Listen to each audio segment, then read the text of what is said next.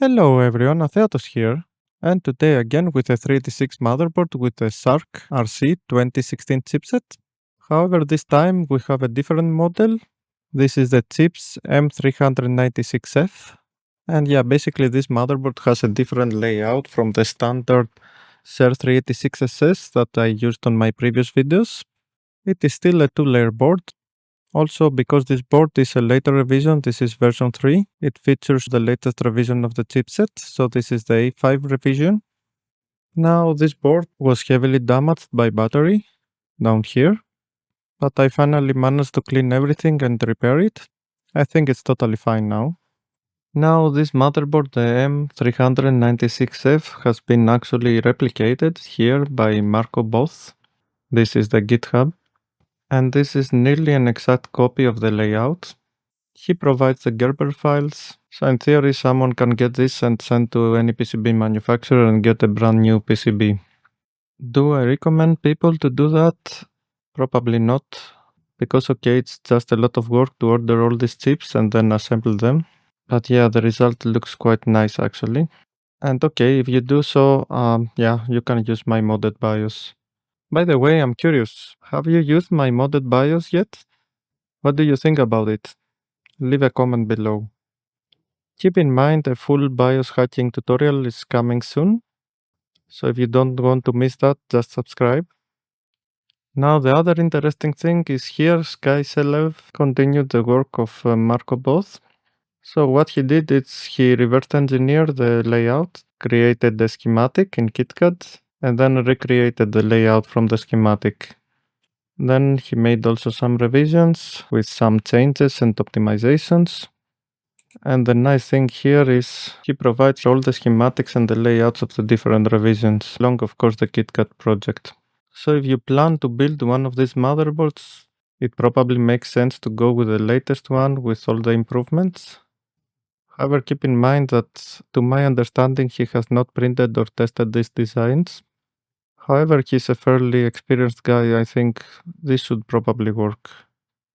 Either way, for me, and the reason I mention all this information, yeah, I mean, having the schematic and everything is it is just so nice, really. It made my life way easier today while I was repairing this motherboard. Also, this chipset is undocumented, so yeah, having all this pin-out information, yeah, very, very nice. If only I had the schematic of every motherboard I tried to repair before. So I'm very thankful here.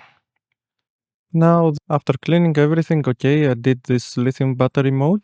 Okay, to do this mode, you only have to replace here the 5th resistor with a Schottky diode. This is a 220 ohm resistor. The mode, okay, it's not perfect because the battery sticks a bit away from the PCB. And okay, if you're gonna place this motherboard into a case, maybe you have problems. But in the end, okay, if I really want to install it in the case, I might replace this battery holder with an horizontal one. For now, it's fine. Then okay, I also replaced these capacitors with high quality polymer ones. I don't think it will make any difference, but the interesting thing is that this layout has more capacitors and placed in better positions than the other one. Another difference with this layout is around here on the CPU. Yeah, you still have here some vias as test points that have all the signals of the CPU. However, unfortunately this time these do not follow a standard pitch. The distance between the holes is 1.75 millimeters. And unfortunately there are no pin headers with this spacing. That means, okay, I can make an adapter and have different CPUs as before, but without a compatible pin header it's impossible to swap them easily. So yeah, this is really sad. So any tests I do today, I really have to remove the CPU and put in place something else. And then, okay, the question is, what can I place here? I mean, what I really want to explore is the clock doubling mystery of the SXL-C2. You see, more or less, K2s Retro Workshop used exactly the same motherboard and the clock doubler was working there. While so far in all my tests with this SARC RC2016 chipset, the clock doubler was not working. That means the ultimate goal today is to use again an SXL-C2 CPU. However, all the SXL-C2s I have are like that. And yeah, these are the G50 variant. These are dual voltage CPUs where the V core normally is at 3.3 volts. Now, okay, in theory I can go either way and use one of these, but the problem is I don't really want to. I mean, I know this can probably work at 5 volts without big problems, but I really think that 3.3 to 5 is a big step and it's not good. Now, finding SXLC2s at 5 volt is super rare. So the next best thing and what I will do today is this one. This is an SXLC40, a 5 volt chip. And yeah, basically I just speculate that this chip is exactly the same as SXLC2, and it is still possible using some SARC commands to enable the clock doubler. So let's see. If this fails, okay, I will just be forced to use the SXLC2 with dual voltage. So first thing first, I need to remove this chip now. We have a chip holder, and then what I'm gonna use. Last time when I removed the chip like that, I used rose metal. Today I'm using something better. I have this low melt solder wire. It is bismuth based. Yeah, so better than the lead heavy rose metal. Also, bismuth is a bit special because when it is mixed with lead, the soldering point goes even lower. And here for sure we have leaded solder on the CPU.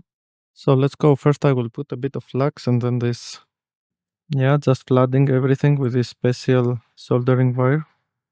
Yeah, working and recording the same time is not easy.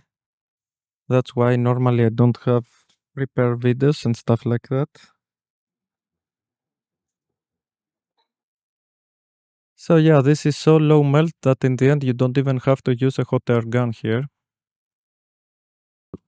So I will put some fresh leaded solder now and clean the pins. Yeah, this is very nice and low melt, but it doesn't flow that well actually, so we really have to replace it in the end. Yeah, most can flow off, but I will use a bit of wick in the end to get the last drop off. And after a bit of cleaning, yeah, here we have it, the 486 XLC ready to be used. Now let's go to the motherboard and do the same, remove the AMD 386SX. Now ideally, even when you are using a low melt solder, you might want to use the hot air gun in the end and just put a low temperature, something like 200 degrees. Just because this way you can guarantee that there will be no damage on the CPU or the motherboard. So here is the CPU with all sides flooded with its low melt solder. Let's go again.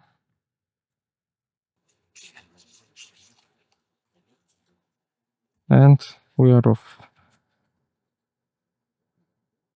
I will take care of the CPU later. Now our focus is on the motherboard. I will first pass all this with leaded solder.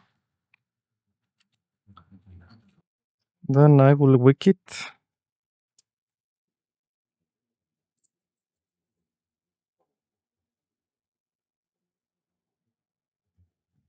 And finally clean the flux.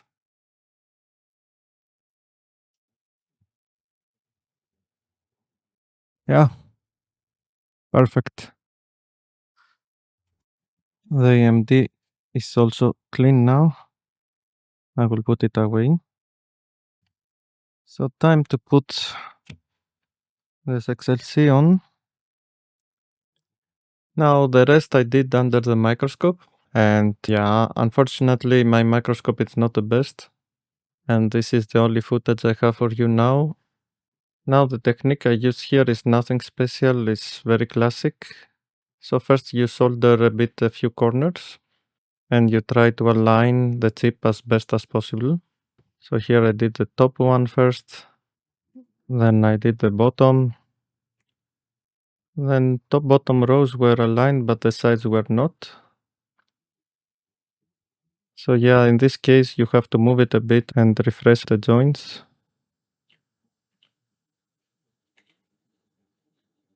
Then okay, I did one more in the corner while pushing it into position. And that's all the preparation basically, because now everything is aligned. Then we have to stabilize this, and I just put a little bit of solder in the center. And then I go to every side and I solder everything by, flooding a bit. I also used a little bit of flux. You don't need to go too crazy with that.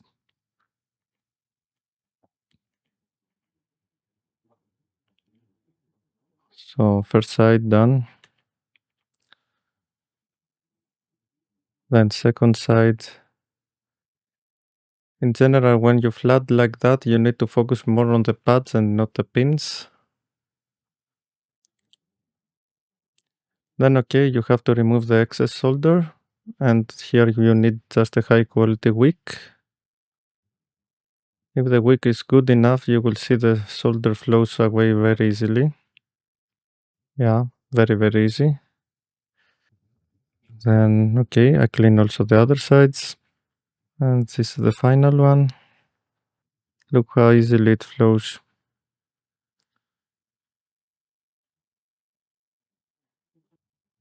Then, you just have to inspect everything with tweezers. And also see if there are any imperfections or anything sorted. Here I had something suspicious, so I wicked it again. Yeah, it was a sort. Then cleaning with some alcohol and some wipes. Some brushing with a toothbrush and all this stuff. Then it is a bit easier to inspect. But overall it looks very nice already. But then you can also do some minor adjustments. You see there are some pins that look like they want to go to the neighbor. Yeah, fixed. And that's all more or less. So here we are back, and yeah, it looks quite nice, right? There are a few additional things I did here, like, this resistor. This is just a pull down to the CAN input. It is the fourth pin from the top. And the resistor I'm using here is the one I pulled out when I did the battery mode. So yeah, nothing wasted. Then also up here, there is this R32.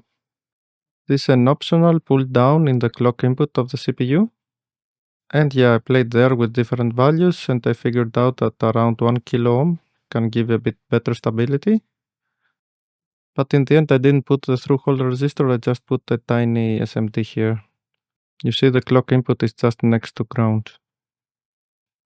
Then finally, this capacitor, I had to replace it back with a smaller one, because the tall polymer capacitors I have here just block this area, and I need more space to do experiments with Peltier and stuff. So that's all here. So how did this go? Yeah, I have run already a lot of tests and everything worked. One time 40 MHz worked. The clock doubler worked. 2 times 2040 or 2 times 2550 both worked. So everything nice and well, but yeah, this was not an easy ride. I got a lot of freezes, instability and stuff like that until I reached this point. You see, with boards like that, common overclocking sense does not apply. However, for sure the interesting thing is that the clock multiplier worked on the first try. So yeah, this is very interesting. I mean, we have now two motherboards with the same chipset, same BIOS, everything. In one motherboard, the clock multiplier does not work. On this one, it works. And I have checked also a bit the connectivity of the CPU. There's nothing different between the two boards. So my first power on was something at 25 MHz. Then I changed it to 40 and everything was fine. I did a bit of testing and the performance was the same as the other motherboard, just only a little bit faster because this is a A5 revision. Then I put it on my trusted heatsink and this fan on top. Try the clock doubling, and this is where I start facing instability issues. Not only that, but basically 2 times 25 was a bit more stable than 2 times 20. In 2x20 it was totally impossible to finish some benchmarks. Then I also figured that lower voltages are better. So 5.1 was no go, but 4.9 was a bit more stable. Yeah, at 4.9, 2x25 was nearly 100% stable, but not really. Then I went back again and tried 1x40, and this time it was not even posting. So something that posted on my first boot now was not doing anything. And this is when I thought, what happened? Did I break something? This was working before. I tried to figure this out. I played with different voltages, nothing happened. Then I focused again on the 2x40 and I figured out, yeah, that this pull down I put here makes it a bit more stable. So yeah, with this pull down, 2x20, 2x25 was same stability, but still not 100% stable. And at this point I was ready to give up and say, okay, I cannot do something about all this. Let's just do some benchmarks. But then I tried one last time and everything worked. So now everything is 100% stable. So can you guess what I changed and made everything stable? Yeah, basically I just removed all cooling. I removed the fan, I removed the heatsink, and this is our setup now, no cooling, nothing. So this is the crazy situation here. In order to get everything stable and nice, you just have to remove all cooling and have a lower voltage here, maybe 4.9. And this is totally against all common sense. Even the 1x40, yes, if you cool the CPU will never post, but with a warm, nice CPU it just works fine and stable. Now you might ask, okay, how hot this runs? I know this overheat. And what I have to say is that this is a bit subjective. I mean, okay, for us humans, 60 degrees are super hot. If you touch it, you burn yourself. For a CPU or any chip, I mean, 60 degrees is just normal operation. So yeah, I measured here, I measured 670 degrees, something like that. And I think this is totally fine. Now, my theory why all this happens, I think this actually has a very good explanation. You see the layout here is crap, it's a 2-layer board. And this means that all signals have crosstalk and they affect each other. And of course, when you cannot change the layout, the only thing you can change is the driving speed of the signals. Stronger driving means, okay, faster transitions. That might mean higher frequencies, but in the same time means a lot more crosstalk. In microcontrollers, usually on the I/O, you can select the driving speed exactly for this reason. Of course, here we cannot affect the driving speed of the I/O, but yeah, just reducing the voltage or keeping the CPU hotter basically reduces the crosstalk and makes this possible. Of course, this is only my theory, but I think it's quite plausible. So let's see what we have here. And yeah, I'm using again my modded SARC RC2016 BIOS. You can find it on the link on the description. And here are the optimal settings I'm running for this configuration. Yeah, nothing has changed here also. So at this point, yeah, I'm with a 25 MHz bus. The CPU is reported as 40 MHz, but okay, this is just because of the modded BIOS. Then, okay, we see here already that during boot I already load some Cyrix tools, but these are only there to enable the CAS. So first of all, let's check system information. And yeah, this verifies that I'm running the Cyrix at 25 MHz right now without clock doubling. And this is my Cyrix configuration. The CAS is enabled and I'm using the A20, the Ken and the barb inputs. So at this point I have multiple ways to try and enable the doubler. But okay, I will just do now Cyrix -CD. And yeah, this time it works. Let's go back and verify it. So here we are, Cyrix for 8650 MHz. Yeah, totally works. Not only that, but it is totally stable. Okay, as long as you keep the CPU warm enough. And here we are with check-it. 56.1 and 6062. Video 4224 and 50.12. And hard disk speed here over 2 megabytes per second. Now VGA speed 35. Read speed 3345. Landmark, yeah, 2004. And video speed 3343. Cache check tool, and yeah, the 8 kilobytes of cache is detected, and the speed there is 41.1, while the memory is at 14.9. Then system information, yeah, the CPU score here is 74 points. So now here is speedsys, and we have memory bandwidth 8694, VESA memory 2790, a CPU score of 22.31. Yeah, the cache is detected 8 kilobytes and has a speed of 28.4, and the memory throughput is 15.65. Hard disk speed is also quite fast at 2 megabytes per second. And now the real benchmarks, 3D bench 22.3, PC player benchmark 5.6, Doom minimum details, and this is 2161 or 34.56 frames per second. And okay, finally Doom max details, and yeah, this is 7522 or 9.93 frames per second. So all these are nice numbers but mean very little without a good comparison. And okay, this is the column with all the results I just presented. Here I have the SXLC at 25 MHz, so without the clock doubling. And I also have the SXLC at 40 MHz, again without doubling. So here there are two comparison columns. One is versus the 25 and one is versus the 40. So basically in this column we can see the contribution of the doubling. So going from 25 MHz to 2 times 25. And yeah, check it integer and float get boosted by over 80%. BIOS video around 35%. And direct video 76%. Hard disk speed is also boosted by around 16%, even though the bus speed is exactly the same. And then the bad news start with the VGA and VIT speeds, where basically you gain nothing by enabling the clock doubler. And this is through all the VGA speed tests. Landmark CPU 94%, cache check tool cache speed 97%, and another 14% in memory speed.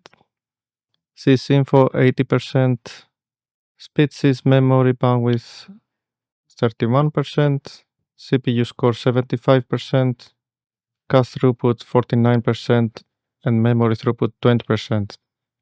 Then finally 3D bench 50%, PC player benchmark 56%, and Doom 39%. So in total, enabling the clock doubler will boost your CPU performance by around 68%. And okay, the memory system will also be faster by 42%. Okay, this includes cache and RAM. So double speed but only 68% more. So now if we compare with the 40 MHz CPU, we have 2 times 25 versus 1 times 40. Yeah, check-it CPU is still faster, but we lose in BIOS video, then we win on direct video. Hard disk speed is the same, and this is a bit amazing because the one has a 25 MHz bus, the other has a 40 MHz bus. So in general, you don't lose hard disk speed. But then, okay, all the VGA speeds are 17% lower, and this hurts. Landmark CPU 20% faster, cache speed 23 faster, but the memory is 28% lower. sysinfo 13% higher, memory bandwidth minus 18%, CPU score still higher 9%, but then yes, the memory speeds here all lower. 3D bench 5% higher, PC player benchmark will lose a bit, and Doom actually will lose quite a lot to nearly 10%. So yeah, in total, the 2 times 25 is still a bit faster, something like 7.6% faster. But okay, in reality, this is a trade-off. With the 2 times 25, you have basically a faster CPU. But on the other hand, with the 1 times 40, you have a system that has a faster VGA speed, and so a better gaming performance, like here in Doom. And in the end, this is probably more important. So yeah, the double machine may be faster, but in reality, I will probably choose the 1 times 40. So here we are back with our motherboard. And yeah, we learned a lot today. First of all, regarding stability and issues like that, yeah, sometimes you have to forget common sense with these types of motherboards. For sure here lower voltages and higher temperatures were better. Then regarding the clock doubling function of the 486SXLC, we learned that first of all, this function exists inside the CPU no matter if it is just a 486SXLC or SXLC2. Then we've learned that this function might be impossible to activate depending on the motherboard, and basically regarding how crappy or not so crappy the layout of these two layer boards is. And finally, okay, regarding performance, yeah, for sure you gain a lot of performance by activating the clock doubling, but this is mostly CPU speed. In an interesting way, you don't lose any hard disk speed, but because the VGA speed will suffer a lot, in the end might not be the best for games.